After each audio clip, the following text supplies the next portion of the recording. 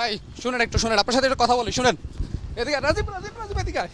ভাই একটু শুনেন ভাই, ও ভাই একটু শুনেন ভাই, এই পুলিশ ভাই একটু শুনেন। এটি কোনো চোর, ডাকাত, শীর্ষ সন্ত্রাসী বা ছিনতাইকারী নয়।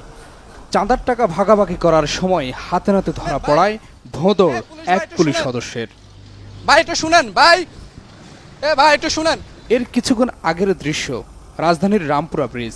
শুক্রবার রাত 1টা থেকে 2টা। পুলিশ বক্সের পেছনে চলছে চাঁদার টাকা ভাগাভাগি। এই যে টাকাটা কেনা, এই যে রাজীব এর পাশে আসো। আরে ভাই রাখেন না রে ভাই, ক্যামেরার উপর হাত দিয়েন না। পরিচিত লোকজন করে এডিসি আমার সাথে আছে, এই যে আপনার হাতে টাকা, এই যে পকেটে ঢুকাচ্ছে। আড়ালে থাকা বাংলা ভিশনের ক্যামেরায় ধরা পড়ে চাঁদা নেওয়ার দৃশ্য। বলেন। আপনি এটা ভাই কাছে দেন, আমি আপনাকে বসে কথা বলবো। তবে অভিযোগ অস্বীকার করে পুলিশ সদস্য আরিফ, কিন্তু তারই সাথে থাকা আরেকজন অকপটে স্বীকার করেন চাঁদাবাজির কথা। কেনা করছে আপনি তো দেখছেনই, তাইলে নাম কি বলে?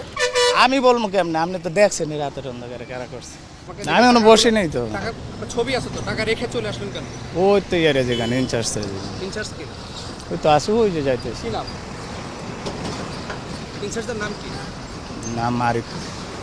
ভাই আমরা এগুলো করি নাই, আমাকে এগুলো বলে লাভ নেই। আপনার হাত থেকে টাকা পড়ে নাই? না না সেই ভিডিও দৃশ্য যদি আমি দেখাতে না পারি, ভাই, এটা পড়ে নাই। সেই ভিডিও ফুটেজ যদি আমি দেখাতে পারি। টাকা রেখে এভাবে পুলিশের পালানোর দৃশ্য দেখেনি সাধারণ মানুষ। আমি আসার পরে দেখলাম যে সার্জেন্ট এক একজন এক এক দিকে দৌড় দিছে, এর আগে কখনো দেখা হয় নাই। পুলিশের চাঁদাবাজি, নির্যাতন ও নিপীড়ন থেকে মুক্তি চান ভুক্তভোগীরা।